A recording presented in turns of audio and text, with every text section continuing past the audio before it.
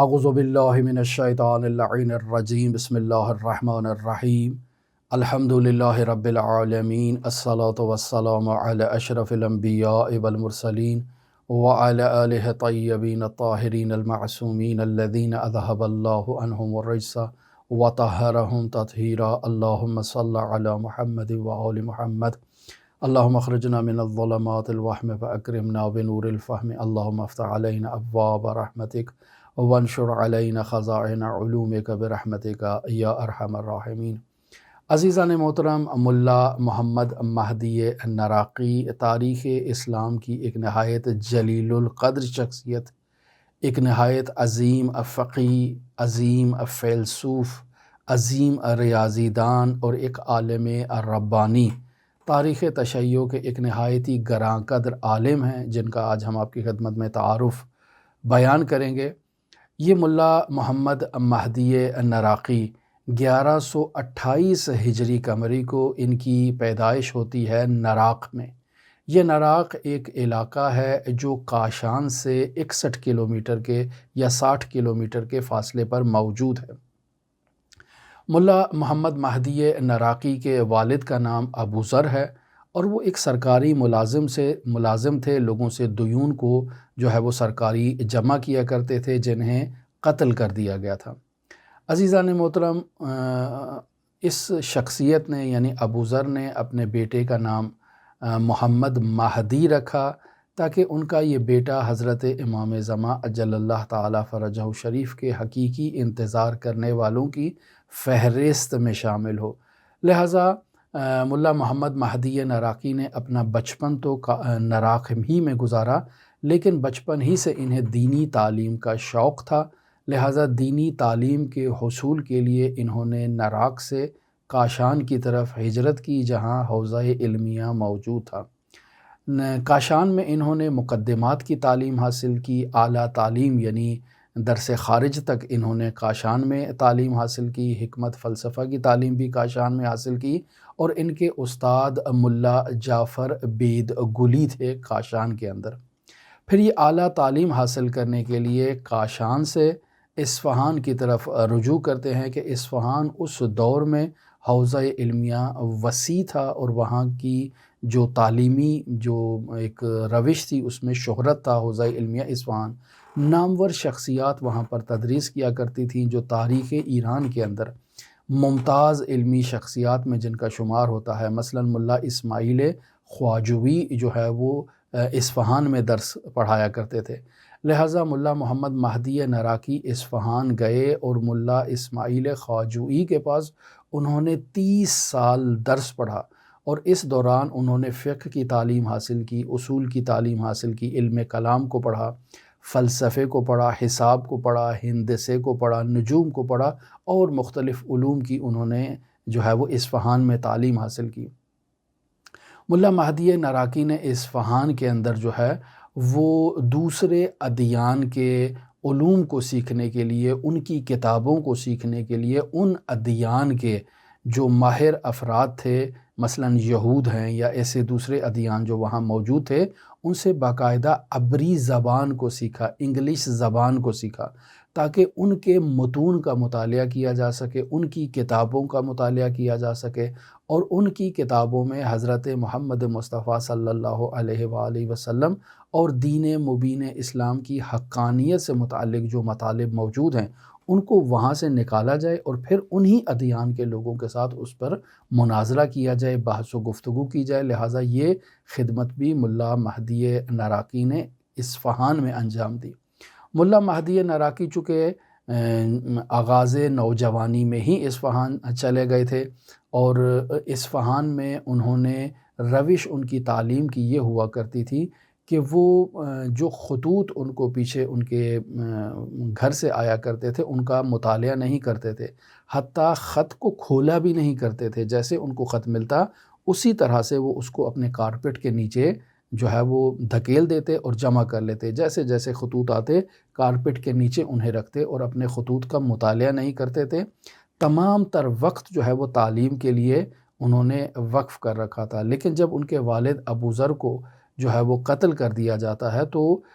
ملا مہدی نراقی کو اس کی خبر خطوط کے ذریعے سے پہنچائی جاتی ہے، اور ملا مہدی نراقی چونکہ خطوط کا جواب نہیں دیتے تھے، لہٰذا ان کے وابستگان نے ملا مہدی نراقی کے استاد ملا اسماعیل خواجوئی کے نام جو ہے وہ خط تحریر کیا تاکہ وہ ملا مہدی نراقی کو نراق واپس بھیجیں۔ اب درس کے لیے گئے ہیں، استاد تھوڑا مضطرب نظر آ رہے ہیں، تو ملا مہدی نراقی نے سوال کیا کہ استاد آج درس شروع نہیں کر رہے، کیا وجہ ہے؟ تو استاد نے کہا کہ آپ کو واپس جانا چاہیے، نراق واپس جانا چاہیے، آپ کے گھر والوں کی کیسی طبیعت ہے؟ انہوں نے کہا ٹھیک ہے، سب خیریت ہے، آپ ان کے لیے بس دعا کریں، ہم بھی دعا گو ہیں، لیکن آپ درس پڑھائیں۔ تو استاد نے کہا کہ نہیں، آپ کے والد بیمار ہیں۔ کہا وہ اگر بیمار ہیں تو آپ ان کی شفا یابی کے لیے دعا کریں، میں بھی ان کی شفا یابی کے لیے دعا کرتا ہوں، اور اب درس پڑھائیں چونکہ ہمارا شرعی وظیفہ درس پڑھنا ہے۔ تو استاد نے کہا نہیں، آپ کے والد کا انتقال ہو چکا ہے اور آپ نراق جائیں۔ لیکن ملا مہدی نراقی نے کہا کہ والد کا اگر انتقال ہو گیا ہے تو ان کے لیے ہم دعا کرتے ہیں، فاتحہ پڑھ دیتے ہیں، خداوند متعال ان کو جوار رحمت میں جگہ دے۔ تو کہا نہیں، میں آپ کا استاد ہوں، آپ کو حکم دے رہا ہوں کہ آپ نراق واپس جائیں۔ عزیزان محترم، یہاں سے ایک جو چیز سمجھ میں آتی ہے، بعض لوگ یہ کہیں گے کہ کتنے سنگ دل انسان تھے کہ وہ والد کے انتقال کی خبر سن کر بھی واپس لوٹنے کے لیے نہیں گئے، یا انہوں نے اپنے خطوط کا مطالعہ نہیں کیا، یہ آداب کے خلاف ہے۔ نہیں عزیزان محترم، انسان اپنے وظیفے کو دیکھتا ہے کہ اس کا وظیفہ شرعی کیا ہے۔ انسان اگر اپنا وظیفہ معین جب کر لیتا ہے تو اس وظیفے کی ادائیگی میں اسے جدیت کا مظاہرہ کرنا ہے۔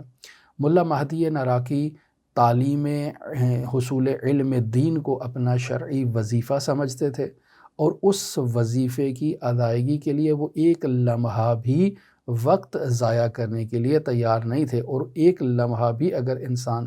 خطوط کا مطالعہ کرے تو اس کے جو ذہنی کیفیت ہے اپنے گھر سے متعلق یا اپنے فیملی سے متعلق، یا جو وہاں کے حالات ہیں ان کا مطالعہ کرنے کے بعد انسان کا ذہن تشویش میں مبتلا ہو جاتا ہے، اور وہ اپنے وظیفے کی ادائیگی میں کوتاہی کر سکتا ہے۔ لہٰذا اسی روش کو ملا محمد مہدی نراقی نے جاری رکھا اور اپنے خطوط کا مطالعہ نہیں کیا۔ اب والد کا اگر انتقال ہو چکا ہے تو انتقال کے بعد، تدفین کے بعد ورثہ کا کیا ذمہ ہے؟ ورثہ کا یہی ذمہ ہے کہ وہ مرحوم کے لیے خیرات کریں، مرحوم کے لیے دعا کریں، مرحوم کی بخشی اور بلندی درجات کے لیے دعا کریں۔ لہٰذا ملا محمد مہدی نراقی نے استاد سے یہی کہا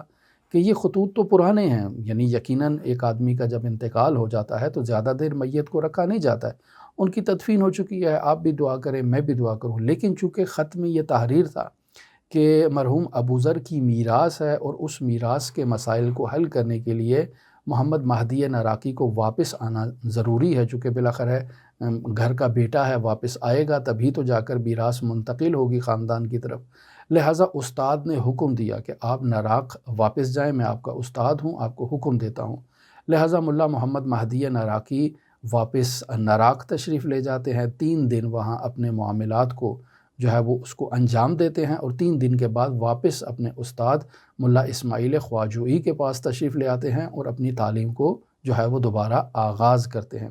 بس معلوم ہوا کہ ملا محمد مہدی نراقی علم دین کے حصول کے لیے بہت ہی جدیت رکھتے تھے، اور پھر اعلیٰ تعلیم کے لیے وہ اصفہان سے جو ہے وہ عراق جاتے ہیں، یعنی نجف اشرف زیارت کرتے ہیں، کربلا معلیٰ جاتے ہیں، اور کربلا معلیٰ میں اس وقت نہایت عظیم علمی شخصیات موجود تھیں، مثلا مرجعیت عظمیٰ محمد باقر وحید بہبہانی جیسی شخصیات، کہ ان کے تمام شاگرد جو ہیں وہ ممتاز شاگرد ہیں۔ جیسے میں نے آپ کی خدمت میں بیان کیا کہ سید محمد مہدی بحر العلوم ان کے شاگردوں میں موجود ہے، اور اسی طرح ملا محمد مہدی نراقی ان کے شاگردوں میں موجود ہیں۔ اسی طرح ملا محمد مہدی نراقی نے کربلا کے اندر شیخ یوسف بحرانی سے فیض حاصل کیا، شیخ مہدی فتونی سے انہوں نے کربلا کے اندر فیض حاصل کیا، اور عرفانی تعلیم بھی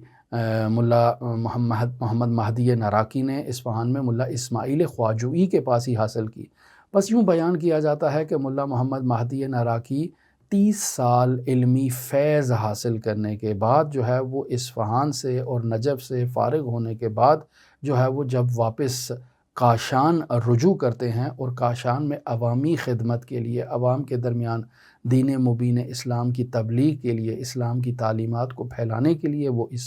کاشان آتے ہیں، اور کاشان میں آ کر نماز جماعت کا آغاز کرتے ہیں، لوگوں کے درمیان تبلیغ کا آغاز کرتے ہیں۔ ملا محمد مہدی نراقی کی شہرت سن کر لوگ ان کے گرد جمع ہوتے ہیں تاکہ ان سے علمی فیض حاصل کیا جائے۔ ملا محمد مہدی نراقی کاشان کے حوزہ علمیہ کو رونق بخشتے ہیں، درس و تدریس کا باقاعدہ آغاز کرتے ہیں۔ ملا محمد مہدی نراقی کی اولاد میں 5 بیٹوں کا ذکر موجود ہے۔ مرزا ابو القاسم نراقی ہیں، ملا محمد مہدی نراقی ہیں جو انہوں نے اپنے ہی جو ہے وہ نام کے ساتھ ایک بیٹے کا نام بھی رکھا ہے، ملا احمد نراقی ہیں، ملا ابو الحسن نراقی ہیں، ملا محمد باقر نراقی ہیں، یہ 5 ان کے بیٹے ہیں۔ عزیزان محترم، مختلف علوم پر ملا محمد مہدی نراقی نے کتابیں لکھی ہیں، جیسے علم فقہ ہو گیا، جیسے علم اصول ہو گیا، جیسے علم فلسفہ ہو گیا، جیسے ریاضی ہو گیا، جیسے نجوم ہو گیا، جیسے حیات ہو گیا۔ مختلف علوم پر انہوں نے کتابیں لکھی ہیں اور ان کے آثار جو ہیں ان کی تعداد 32 تک علماء نے بیان کی ہے کہ جو نہایتی گراں قدر آثار ہیں۔ اور اخلاقیات میں ملا محمد مہدی نراقی کا ایک بے نظیر اثر کتاب جامع السعادات ہے جو 3 جلدوں پر موجود ہے۔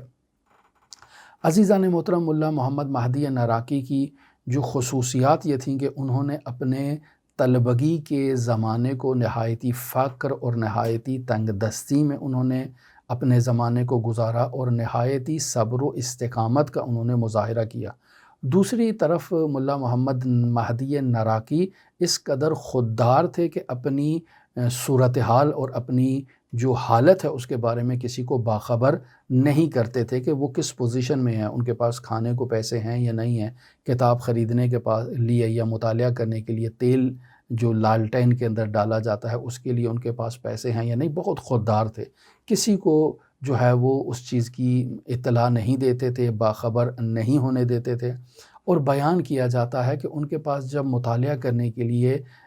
لالٹین میں تیل نہ ہوتا، شمع موجود نہ ہوتی، موم بتی جس کو وہ جلا کر اس سے استفادہ کریں اور مطالعہ کریں، تو ایسی حالت میں جہاں کہیں پبلک پلیس پر جو لائٹیں جلی ہوتی ہیں یا جو